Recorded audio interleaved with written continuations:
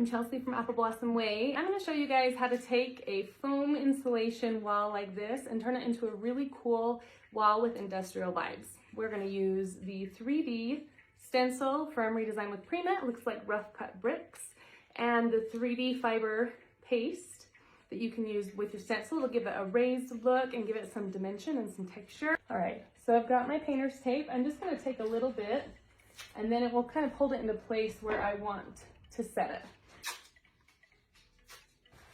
And I don't tape all the way around and tape it down really tight.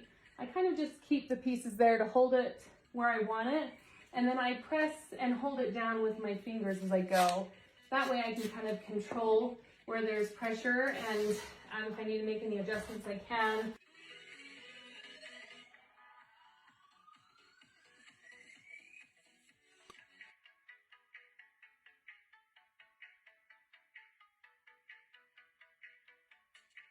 After I've applied all of the paste to my stencil, then I'm going to take my spatula and I'm just going to run it across just to gather up any excess, and then I can put that back into my little container, save it for next time. So I don't wait until it's dry to peel it off. I just pull from one side to the other. So we've got quite a bit of brick patterns. I've got to finish some over here and a little over there, and we'll be done.